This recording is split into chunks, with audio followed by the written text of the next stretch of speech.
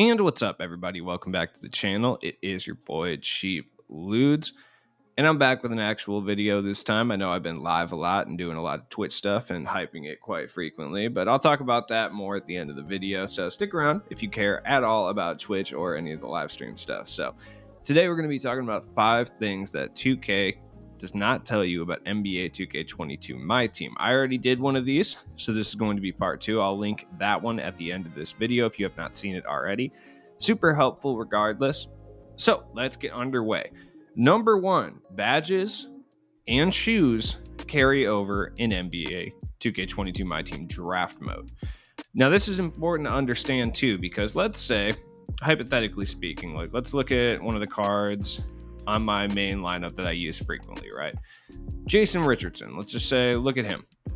I have added a few badges to him, nothing crazy. I've added limitless spot up bronze, quick first step bronze, which I think I sold the silver, bronze clamps, stop and go, and needle threader. Like I added a couple badges to him, I think. I don't remember exactly which ones I added because it doesn't really say specifically. I know bronze quick first step for sure and clamps for sure I added to him. But let's say I go in here and I decide that I want to add a badge to him. None of these are really particularly ones that I really want. I guess downhill or rhythm shooter would preferably be one of the ones. But regardless, if I end up drafting this Jason Richardson card, all of the additional badge upgrades that I have given to him come with him. That is something that the game does not tell you, and it would be very, very nice if it were to tell you. Same with Rodman. You know, if I were to draft Rodman, anything that I have given him, like I believe I gave him Gold Hustler, you know, that would come with. Bronze Deadeye as well would come with. This is important, especially if you like to badge out, you know, kind of lower tier cards. Now, a good example of a card, so like let's say you play a pretty good amount of draft, right? Like if you play draft pretty frequently, shout out to my man Wildmont who plays draft almost exclusively, right?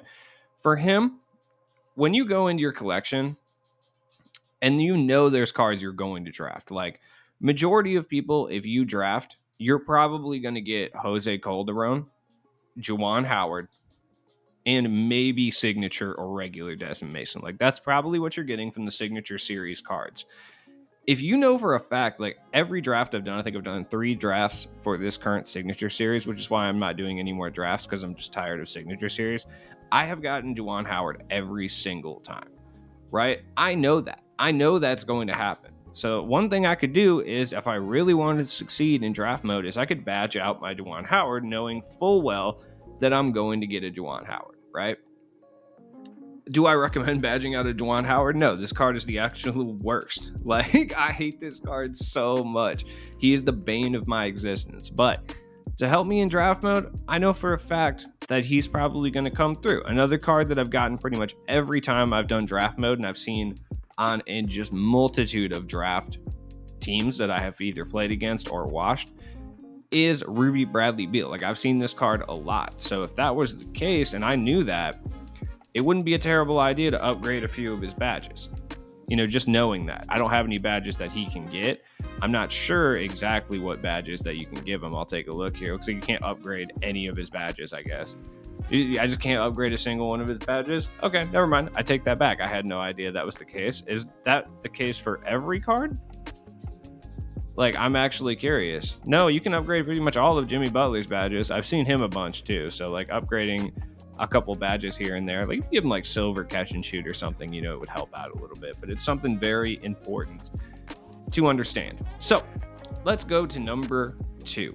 The second thing that 2K does not tell you about My Team, and it really doesn't tell you about the game as a whole, and for the most part, people think it doesn't really factor in outside of a couple of these, is tendencies. So we'll take a look at a couple different cards here.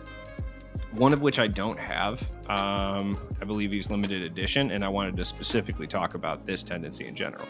Russell Westbrook. So those of you that have this Russell Westbrook card, right, you may notice the following phenomenon about him, right? When you are playing on next gen specifically, the opposing point guard, if it is a CPU guarded point guard, will tend to sag off Russell Westbrook on the 3-point line, even though he does have, you know, between a 79 or an 82 3-pointer, making him at least somewhat lethal from the 3-point range. Why is that, you may ask?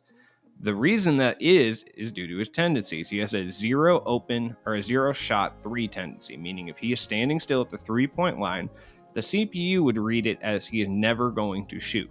Now, this is where the tendencies come into play. Now, there's a website and a YouTube channel that I will link at the end because it does have to do with two of these specific, like 5 things in general that 2K doesn't tell you, called 2K Labs. And 2K Labs basically tests out the game and then posts findings for different badges, tendencies, etc. They do a very thorough job of explaining all the tendencies and what they do, especially in regards to like multiplayer. A lot of these, I'll be honest, are just like words. Like a lot of them really just don't do anything for the most part, but there's some that you do need to pay attention to, like specifically. A driving dunk tendency is always something to look at as well, because if you have a guy who has, like, let's say a 75 driving dunk, right? But then you look and he has a 95 driving dunk tendency, the rating isn't really as important, and he's going to attempt to dunk a lot when you're holding turbo towards the basket. And that could either be detrimental or good depending on the card itself, player build, etc., vertical. So flashy dunk tendency is also something you need to look at, especially if you're somebody who plays a lot of like triple threat or triple threat online, because this will be the amount of times your player, for seemingly no reason, will attempt to do like a 360 windmill and get blocked. Okay, that's very important. Put back tendencies are always good as well. If you're not controlling that player and you have a big man, he might, like, you know, attempt to put back before you even press a button. Sometimes that does happen.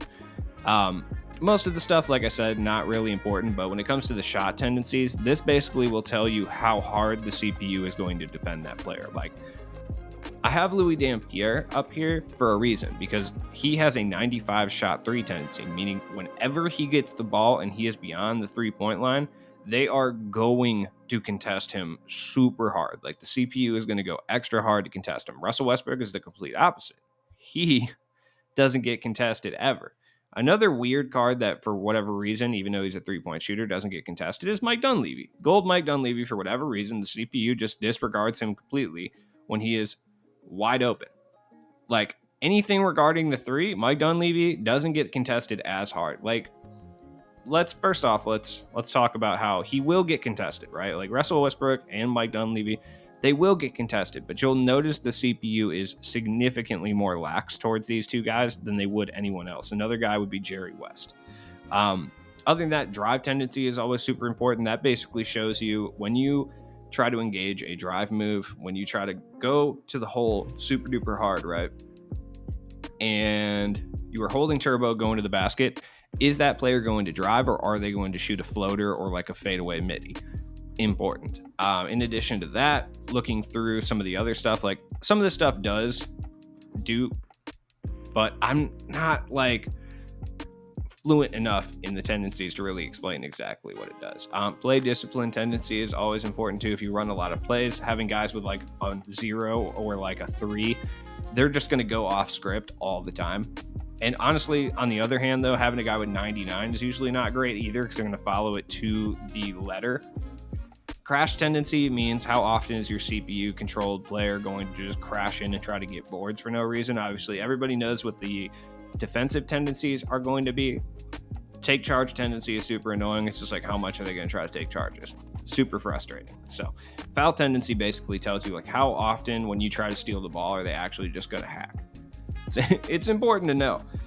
So speaking of that, what exactly badges do? That is our third thing that 2K doesn't tell you. Like, look, 2K gives you a little bit of a synopsis, roughly, of what the badge does.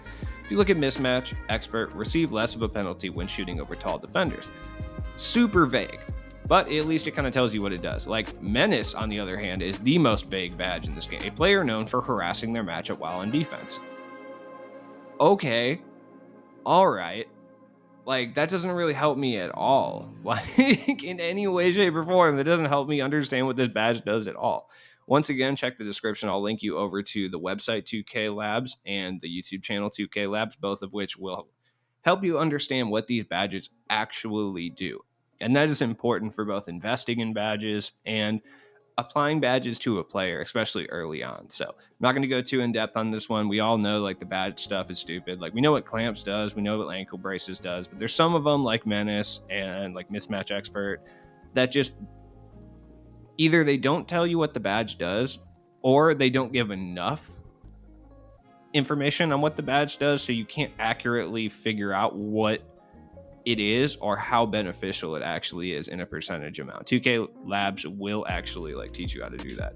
Number 4 is kind of just a general thing that I like to bring up all the time. Power balancing / power gap.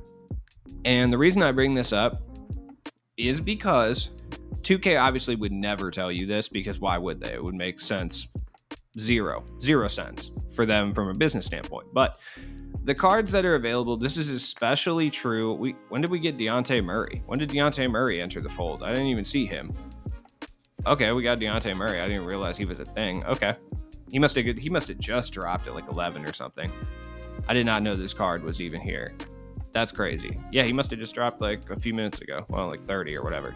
But power balancing. I'm not going to draw on too long about this, but it's something that we should all know about and all take into consideration.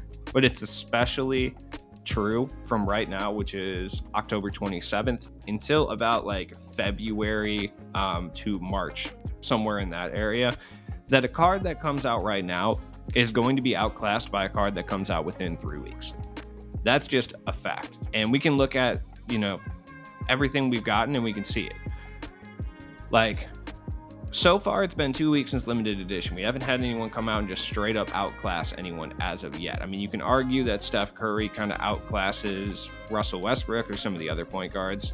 But 2K has a nasty habit of trying to one-up themselves every single pack drop. So look, if you're really hyped on Steph Curry, like not even because you're a Steph Curry fan, but you think he's the best point guard in the game, just know that within 3 weeks, 2K is going to drop another point guard that is going to be as good but a little bit different, or even better but a little bit different, allowing you to pick up Steph Curry for less MT.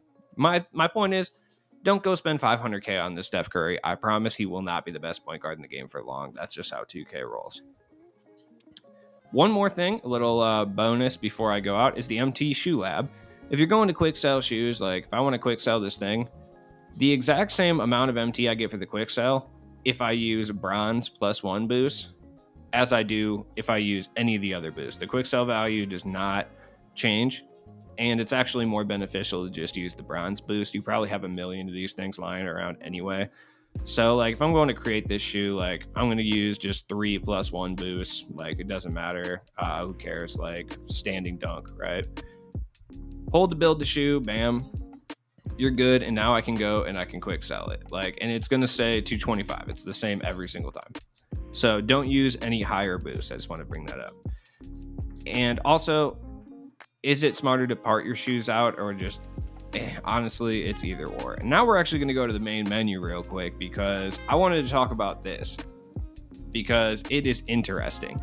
2K TV, right? A lot of people don't know this.